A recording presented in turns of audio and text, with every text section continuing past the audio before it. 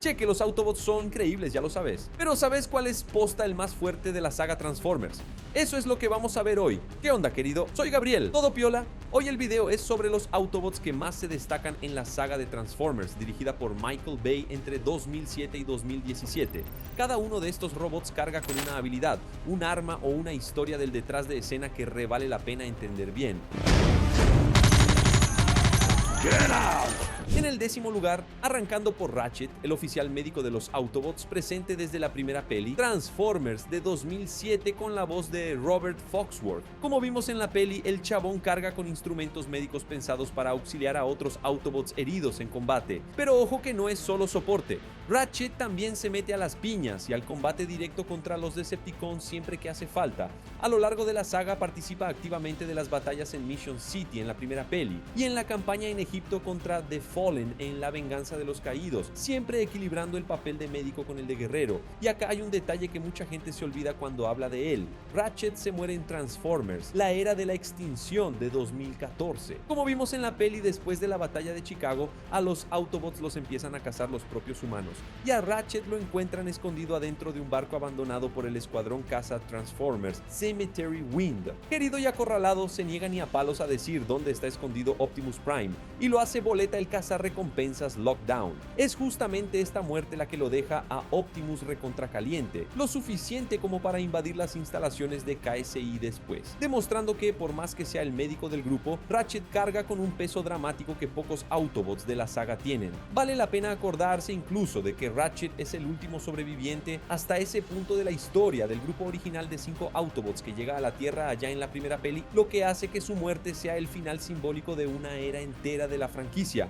En el 9º lugar lo tenemos a Hot Rod. Ya sé que aparece nomás en Transformers, el último caballero de 2017, pero vale la pena meterlo acá. Su modo vehículo es un Lamborghini Centenario LP770-4 de 2017, uno de los autos más caros que se usaron para representar a un Autobot en toda la saga. Sobre la ficha técnica, según la propia difusión oficial del personaje que hicieron el director Michael Bay y las redes sociales oficiales de la franquicia antes del estreno de la peli, Hot Rod mide unos 4,9 metros de altura en modo robot, un tamaño medio petizo si lo comparas con otros nombres de esta lista, ya que los Autobots de la saga de Michael Bay suelen andar en una franja entre los 4 y 6 metros. No existe, hasta donde llega la data oficial, un tonelaje publicado específicamente para Hot Rod. El arma que más lo define es el llamado Time Blaster, un arma capaz de crear una burbuja donde el tiempo se frena drásticamente para cualquiera que quede atrapado adentro, sea humano o Transformer. Incluso el mismísimo Megatron, que queda congelado por este chiche durante la batalla final de la peli. Según el material oficial de los personajes, Hot Rod ya estaba en la Tierra mucho tiempo antes de aparecer en El Último Caballero,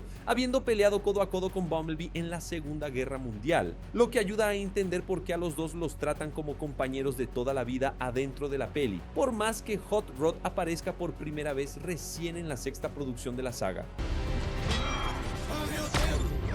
En el 8º lugar llega Sideswipe, que debuta en Transformers, La Venganza de los Caídos de 2009, y marca la diferencia de una con su aspecto. Tiene ruedas en lugar de pies, lo que le da una movilidad recontra rápida en combate. Sus armas principales son 2 cuchillas retráctiles de Cybertanium, agarradas a los brazos, prácticamente indestructibles según la data oficial de Hasbro. Como vimos en la peli, es justamente con estas cuchillas que Sideswipe hace boleta al Decepticon Sideways en Shanghai. Le salta por arriba al enemigo, le clava una de las cuchillas por el frente estando todavía en modo vehículo y arrastra el corte por todo el cuerpo, partiéndolo al medio. Es uno de los pocos Autobots que aparece en la mayoría de las pelis de la saga sin comerse un arco de muerte o desaparición. Según el material oficial de Hasbro, sus cuchillas llevan símbolos cibertronianos grabados, reforzando la idea de que son armas antiguas, heredadas desde antes incluso de que la guerra en Cybertron llegara a la Tierra. También vale la pena recordar que Sideswipe participa de la batalla de Chicago en Transformers, el lado oscuro de la luna, siendo capturado por un rato por los Decepticons Soundwave y Barricade, junto con Bumblebee, Ratchet y otros Autobots, y se escapa nomás gracias a una distracción que arman Willy y Brains. Es una señal más de cómo, por más que sea uno de los Autobots más ágiles y afilados en el mano a mano, Sideswipe sigue dependiendo del trabajo en equipo para sobrevivir a los momentos más jodidos de la guerra. Él también es uno de los pocos nombres de esta lista que aparece de forma consistente presente tanto en el primer ciclo de pelis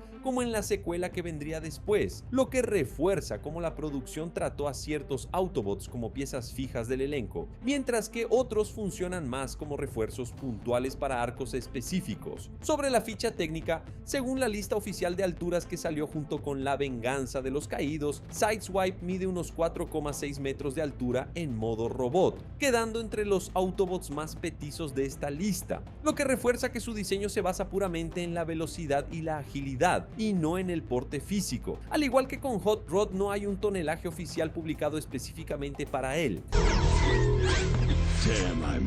En el séptimo lugar lo tenemos a Crosshairs, que aparece en Transformers, la era de la extinción, con la voz de John DiMaggio. Según la lista oficial de alturas de la franquicia, Crosshairs mide unos 5,5 metros en modo robot, coherente con su estilo de combate más ágil y acrobático. Como pasa con los otros nombres recientes de la saga, no hay un tonelaje oficial publicado específicamente para él. El chabón carga con una característica que lo separa del resto del grupo. Después de la cacería que arman los humanos contra los Autobots al principio de la peli, Crosshairs desconfía abiertamente de la alianza con la humanidad, pero así y todo sigue peleando al lado de Optimus Prime. Sus armas son dos pistolas automáticas que usa en combates de medio alcance con movimientos recontra acrobáticos. Es un estilo de pelea más impredecible que el de otros Autobots, apoyado en la agilidad y en las ganas de atacar desde ángulos inesperados, características que, según el material de la franquicia, vienen justamente de su temperamento más inestable. Vale la pena marcar que Crosshairs, igual que Drift y Hound, forma parte de una camada de Autobots que nos presentaron de una en la era de la extinción, todos reclutados justo en el momento en que Optimus Prime necesita rearmar el grupo después de la persecución que armaron la CIA y la unidad Cemetery Wind. Es este contexto el que te explica por qué Crosshairs desconfía tanto de los humanos de entrada. A diferencia del elenco original de 2007, él nunca vivió una fase de alianza pacífica con la humanidad antes de que arrancara la cacería. Según el material de los personajes que salió junto con la peli, el modo vehículo de Crosshairs es un Chevrolet Corvette Stingray C7 de 2014, en verde y negro, una alianza de patrocinio directa con Chevrolet, que también le prestó modelos a otros Autobots de la misma camada, como el propio Sideswipe. Y en el sexto lugar viene Drift, que también debuta en Transformers, la era de la extinción, con la voz de Ken Watanabe, y es uno de los Autobots con la historia de fondo más elaborada de la saga. Según la data oficial de los personajes, Drift ya fue un Decepticon conocido con el nombre de Deadlock. Es este pasado el que te explica por qué el chabón busca redención todo el tiempo, y por qué los otros Autobots tardan bastante en confiar a ciegas en él. A diferencia de casi todo el resto del elenco, Drift no usa un arma de fuego como arma principal. El loco pelea con dos katanas, con un estilo claramente inspirado en un samurái, reforzado por la disciplina que intenta seguir todos los días. Como vimos en la peli, es justamente esta formación en el combate cuerpo a cuerpo la que lo hace uno de los pocos Autobots capaces de meterle cortes y piñas directas a Decepticons blindados sin tener que andar a los tiros. Otro detalle técnico que separa a Drift del resto de la lista: está clasificado como un Triple Changer, o sea, tiene tres formas posibles en vez de las dos que tiene prácticamente cualquier otro Autobot de la saga. Además del modo robot, se transforma tanto en un auto deportivo Bugatti Veyron como en un helicóptero de combate, dependiendo de la situación. Esta versatilidad es re rara incluso adentro del propio universo de Transformers, y te refuerza por qué Drift sigue siendo relevante en más de una peli de la franquicia, por más que haya llegado relativamente tarde a la saga. Y según la lista oficial de alturas que salió en Transformers, El Último Caballero,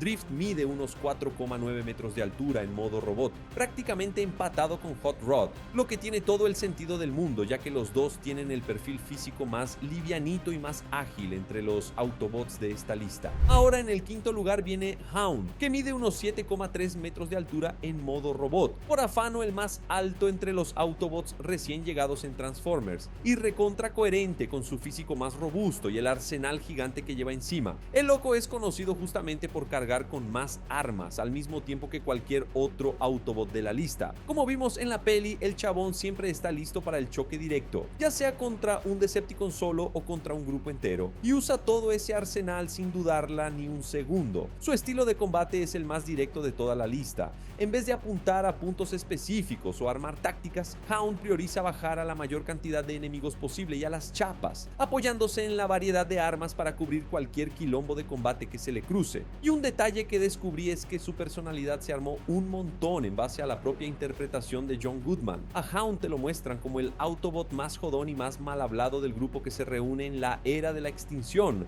contrastando una banda con la postura más contenida de Drift y la más desconfiada de Crosshairs, una elección de casting que ayuda a diferenciar visual y verbalmente a cada uno de los Autobots recién llegados en esa peli, evitando que los tres parezcan un calco el uno del otro. Reforzando este perfil más robusto, su modo vehículo es un camión militar de Oshkosh Defense, mucho más pesado y bastante menos farolero que los autos deportivos que usan Drift, Crosshairs o Hot Rod. Una elección de diseño que pega directo con su estilo de pelea, basado puramente en la resistencia y en tener armamento para tirar para el techo.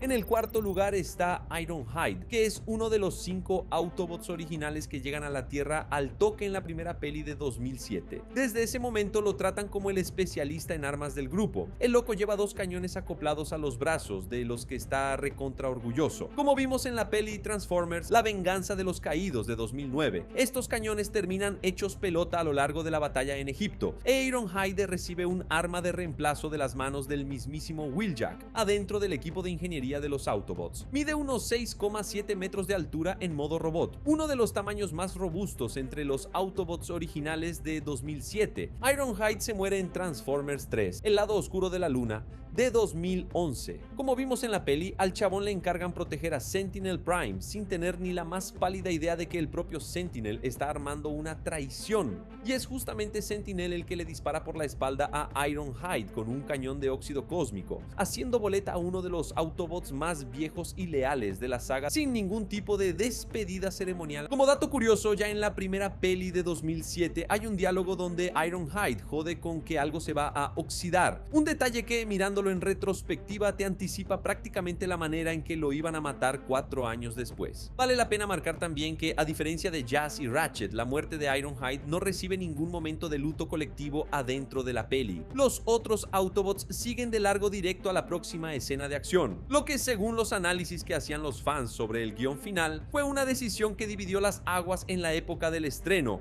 justamente por parecer un final demasiado seco para un personaje con tanta historia en la saga.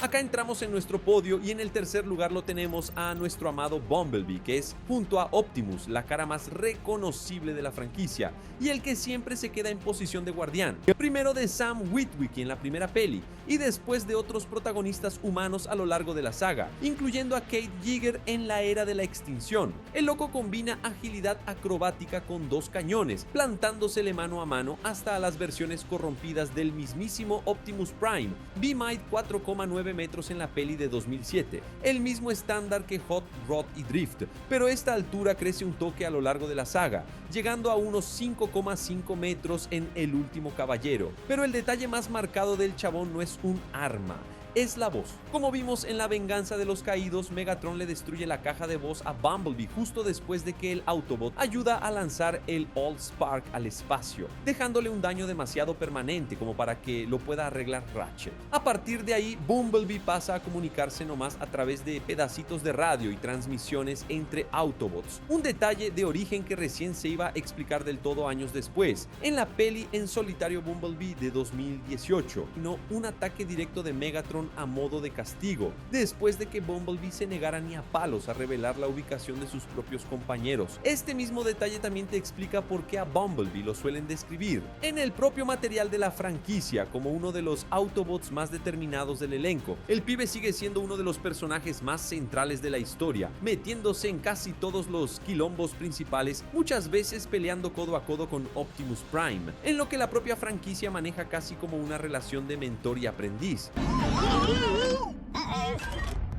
En el segundo lugar está Sentinel Prime, que aparece en Transformers, El lado oscuro de la luna, como el antiguo líder de los Autobots, desde antes incluso que el mismísimo Optimus Prime. Un Transformer brillante, responsable de crear tecnología capaz de transportar recursos y poblaciones enteras entre planetas. En el mano a mano, el chabón usa un escudo y una espada de doble filo, un estilo redirecto y pesado que te refleja la experiencia de alguien que ya lideró a los Autobots en una era anterior. Su modo vehículo también llama la atención. Megatron, un camión de bomberos de rescate de la marca austríaca Rosenbauer. Nada más que, como vimos en la peli, Sentinel Prime traiciona a sus propios Autobots. Para intentar salvar Cybertron, el loco cierra un acuerdo secreto con Megatron, haciendo boleta a Ironhide en el proceso y dándose vuelta para irse contra Optimus Prime en la batalla de Chicago. Es el propio Optimus el que le pone punto final a la traición, liquidando a Sentinel en el clímax de la peli, cerrando el arco de un Autobot que cargaba con más poder y más historia que casi cualquier otro nombre de esta lista, pero que usó todo eso para el lado equivocado. Acábale hacer una aclaración re importante. A diferencia de los otros nombres de esta lista, no encontré una altura oficial posta publicada por la propia producción específicamente para Sentinel Prime. Lo que hay son estimaciones de los fans. I bring you Cybertron. Y llegamos al primerísimo lugar, que no podía ser para otro: Optimus Prime, el líder de los Autobots en toda la saga, con la voz de Peter Cullen desde la primera peli, el mismo actor que ya le daba la voz al personaje en la serie animada original de los años 80, y que, según contó el propio actor en entrevistas, basó el tono de voz de Optimus en la forma de hablar de su propio hermano mayor. Optimus junta todo lo que el resto de la lista tiene por separado: fuerza, agilidad, inteligencia estratégica y un dominio total de cualquier arma que le caiga en las manos, ya sea yéndose a las piñas o a la distancia, espadas de energón, un hacha de batalla, un cañón de iones y hasta ganchos retráctiles dependiendo de la peli. Optimus Prime mide unos 8,5 metros de altura en modo robot a lo largo de la mayor parte de la saga, por afano el tamaño físico más grande entre los Autobots de esta lista, recontra coherente con su puesto de líder y con el historial de victorias que carga. En El Último Caballero, este número sube un toque a unos 8,8 metros, un pequeño ajuste de diseño que acompaña justo su regreso con la armadura reforzada. Como vimos en La Venganza de los Caídos, Optimus llega a morir en combate directo contra Megatron y solo vuelve al ruedo después de que Sam Witwicky usa la matriz del liderazgo para resucitarlo, volviendo repotenciado con piezas del cuerpo del Autobot Jetfire, lo que explica la armadura extra y las cuchillas adicionales que lleva de ahí en adelante en las siguientes pelis. A lo largo de las 6 pelis de la saga, Optimus Prime protagoniza los momentos más decisivos de toda la historia. Baja a Megatron un montón de veces, hace boleta al propio Sentinel Prime después de la traición y se le planta a prácticamente todo villano grosso que presentó la franquicia. Y a diferencia de Ratchet, Ironhide y Sentinel Prime, Optimus es el único entre los nombres centrales de esta lista que sigue de pie hasta el final de la saga de Michael Bay, lo que, sumado al historial de victorias que tiene encima, lo sostiene como el Autobot más completo de toda la franquicia. Y hay un último punto de conexión: de los 10 nombres que pasamos por acá, solo 4 llegan al final de la saga de Michael Bay todavía en actividad: Bumblebee, Drift, Hound y Optimus Prime. Los otros 6 te demuestran que tener poder adentro de esta franquicia nunca fue sinónimo de tener la supervivencia asegurada. Let's roll. Ya déjate ese like y seguí el canal. Que Dios los bendiga